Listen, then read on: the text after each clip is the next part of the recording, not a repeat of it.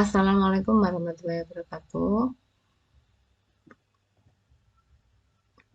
Kita kembali lagi belajar bahasa Indonesia kelas 12 yaitu teks editorial dan dengan channel Vira Bahasa. Seperti pertemuan yang lalu, kita telah membahas tentang adanya informasi yang ada pada teks editorial. Dan kalian telah memilih mencari teks editorial yang ada di media massa maupun di media elektronik. Nah, kali ini kita akan bahas tentang fakta dan opini dalam teks editorial. Pada akhirnya nanti, kalian bisa menemukan fakta dan opini pada contoh teks editorial yang sudah kalian temukan. Baik, kita akan lihat bagaimana bentuk kalimat fakta dan opini. Contoh, pada kalimat fakta, pada bacaan kado tahun baru 2014 dari Pertamina, akan muncul seperti ini.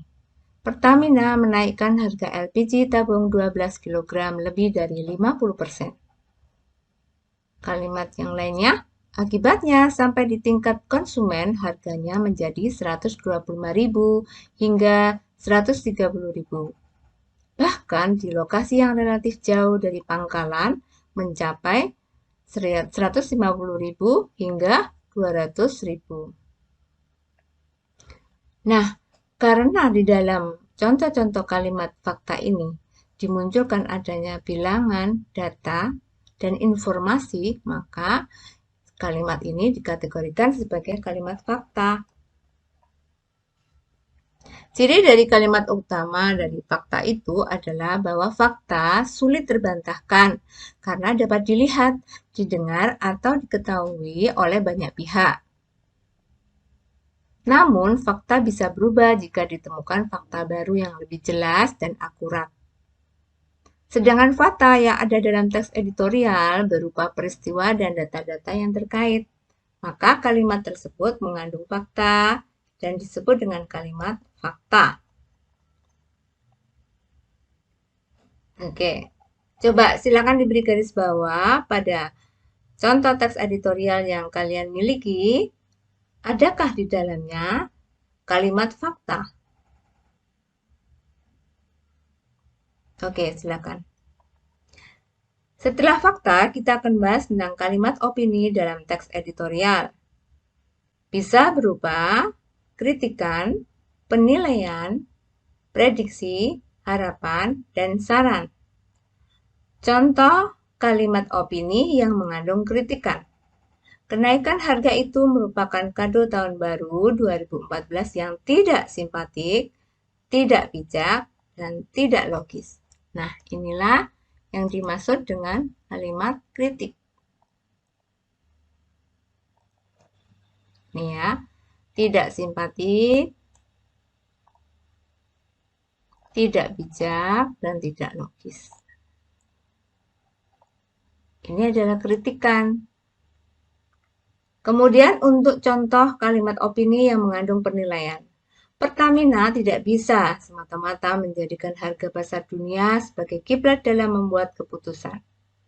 Ada kata tidak bisa di sini. Ini adalah sebuah penilaian redaktur terhadap permasalahan yang sedang terjadi di masyarakat. Kalimat opini yang mengandung prediksi. Redaksi menduga bahwa pengakuan pemerintah yang tidak mengetahui rencana kenaikan harga LPG hingga 50% itu tidak benar. Jadi, praduga, prediksi itu bisa benar, bisa salah. Oleh karena itu, kalimat atau kata yang mendukungnya yaitu menduga, dugaan, seperti itu.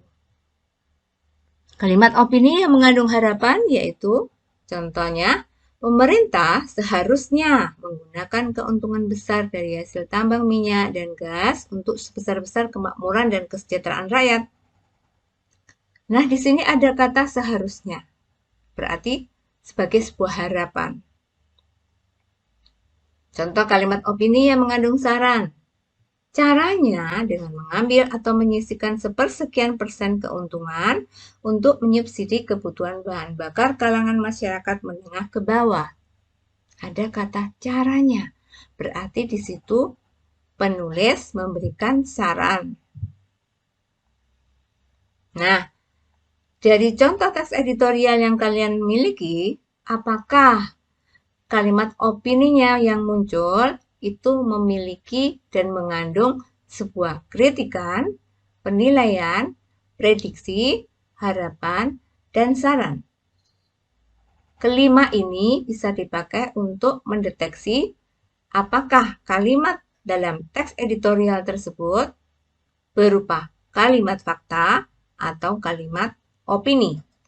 Apabila ada seperti ini, mengandung seperti ini, maka kalimat tersebut adalah berjenis opini. Coba silakan ditemukan kalimat opininya dalam teks editorial kalian.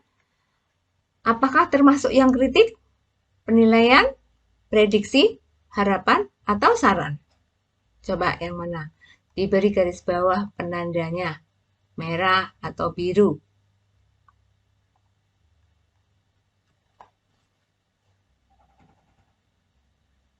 Baik, kita lanjutkan. Setelah kita membahas tentang fakta dan opini, kita lanjutkan dengan pembahasan yaitu aspek kebahasaan yang ada pada teks editorial.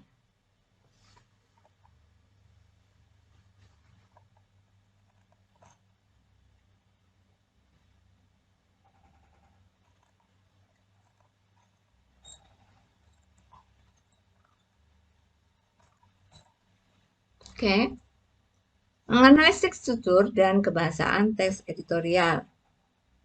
Untuk menganalisis struktur, tentu pada awal kemarin ketika kita pertemuan yang pertama, ada ciri-ciri atau struktur dari teks editorial, yaitu yang pertama, pengenalan isu.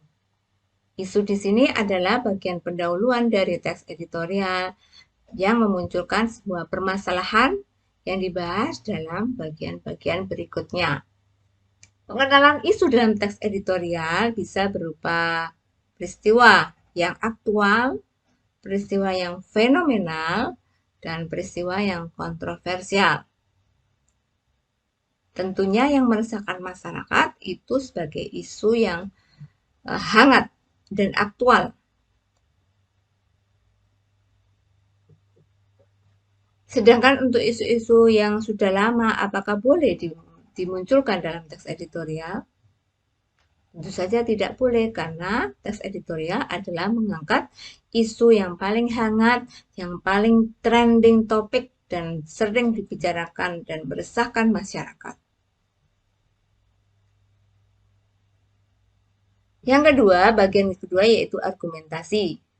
Berupa pembahasan dari masalah yang ada di dalam isu tersebut. Tanggapan redaksi terhadap isu yang diperkenalkan sebelumnya di awal paragraf.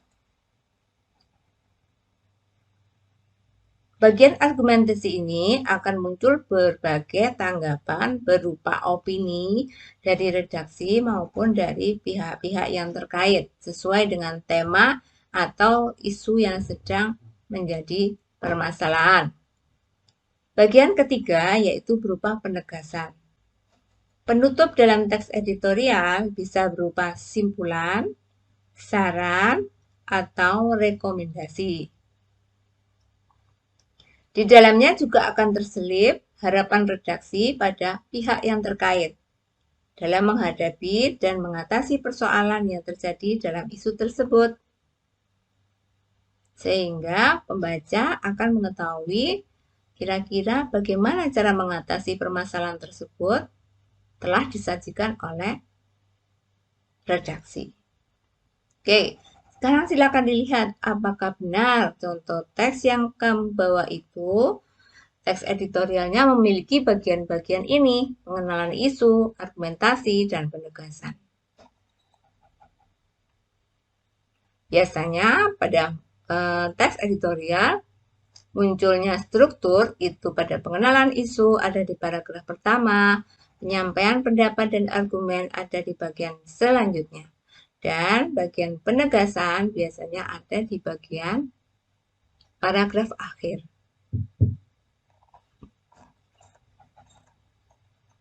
Oke, kalau kalian sudah menemukan struktur pada teks editorial masing-masing, sekarang kita lanjutkan pada kaidah kebahasaan teks editorial. Untuk kaidah kebahasaan teks editorial memiliki ciri-ciri bahasa jurnalis. Bahasa jurnalis itu apa? Salah satunya yaitu pada teks editorial akan muncul penggunaan kalimat retoris. Kalimat retoris itu kalimat tanya yang tidak mendapatkan jawaban. Pertanyaan itu dimaksudkan agar pembaca merenungkan masalah yang dipertanyakan, sehingga tergugah untuk berbuat sesuatu atau minimal berubah cara pandangnya terhadap isu yang sedang dibahas. Contoh, dalam teks kado tahun baru 2014 dari Pertamina, kalimat retorisnya terdapat pada paragraf keempat. Nah, kalimat retoris ini bisa berada pada paragraf manapun, boleh awal, boleh tengah, boleh akhir. Kebetulan contohnya ini seperti ini. Benarkah pemerintah tidak tahu atau tidak diberitahu mengenai rencana Pertamina menaikkan harga LPG? Untuk kalimat retoris, ciri indikatornya yaitu diakhiri dengan tanda tanya. Meski di dalam contoh ini tidak muncul kata tanya. Kata tanya dalam bahasa Indonesia ada 6, 5W plus 1H. Seandainya di dalam teks editorial yang kamu temukan itu muncul kata tanya 5W 1H, salah satunya bisa terdeteksi bahwa di situ ada kalimat retoris. Tetapi di sini kebetulan tidak muncul kata tanya tersebut, tetapi menggunakan partikel kah. Benarkah? Tuh. Dalam bahasa Indonesia ada partikel, yaitu partikel kah, tah, dan pun. Penjelasan mengenai partikel ini akan dibahas pada konten yang lainnya pada channel Wirabahasa ini. Agar lebih jelas, silakan dilihat nanti tentang pembahasan dari partikel kah, tah, dan pun dalam bahasa Indonesia di channel Wirabahasa. Nah, coba, apakah ada kalimat retoris pada teks editorial kalian?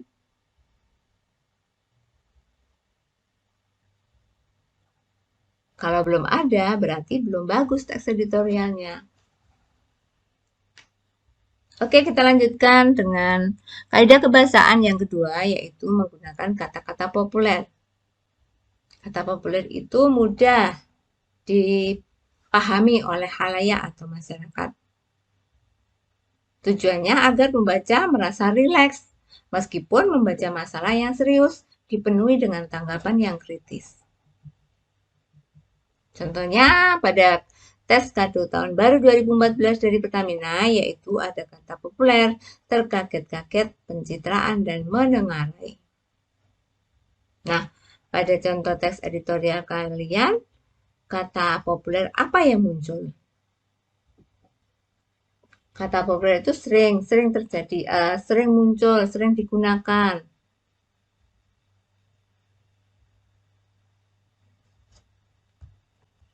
Seperti kata ini, terkaget-kaget. Kaget itu harusnya bakunya terkejut, tetapi menggunakan terkaget-kaget ini dimiringkan karena ini unsur serapan bahasa Jawa.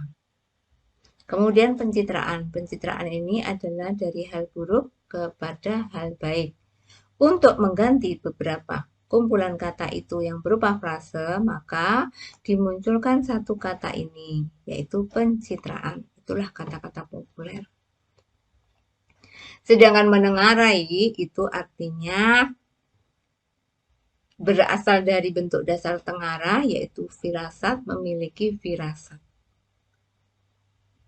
Coba dilihat, diberi tanda lingkar untuk kata-kata populer pada teks editorial yang kalian miliki. Kaidah kebahasaan yang ketiga yaitu menggunakan kata ganti penunjuk yang merujuk pada waktu, tempat, dan peristiwa atau hal lainnya yang menjadi fokus ulasan. Contoh, sungguh kenaikan harga itu merupakan kado yang tidak simpatik, tidak bijak, dan tidak logis. Kata itu menggantikan apa? Harga LPG 12 kg. Berarti peristiwa.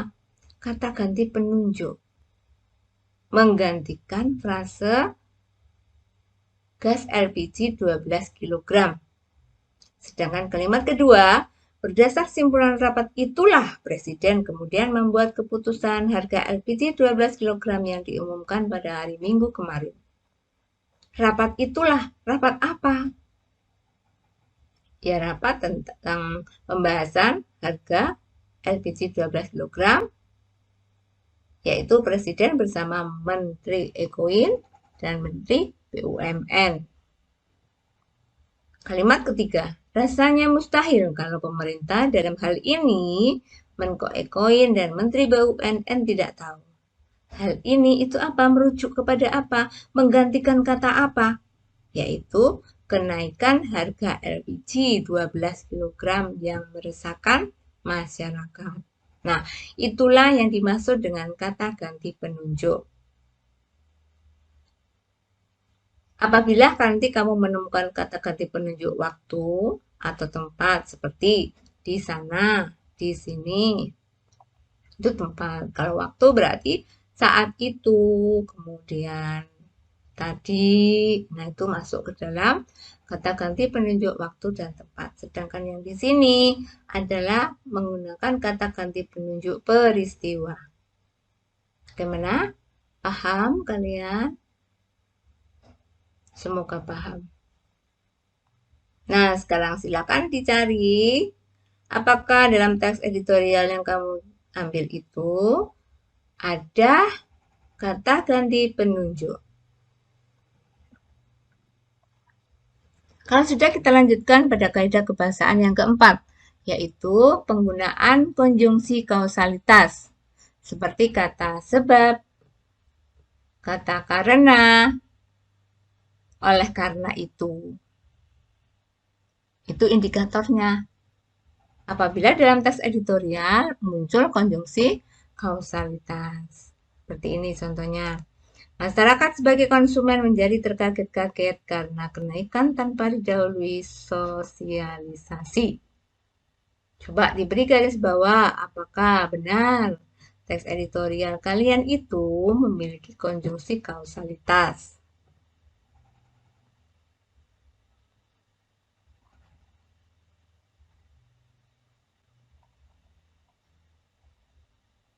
Untuk lebih mudahnya, kalian bisa menggunakan daftar tabel seperti ini.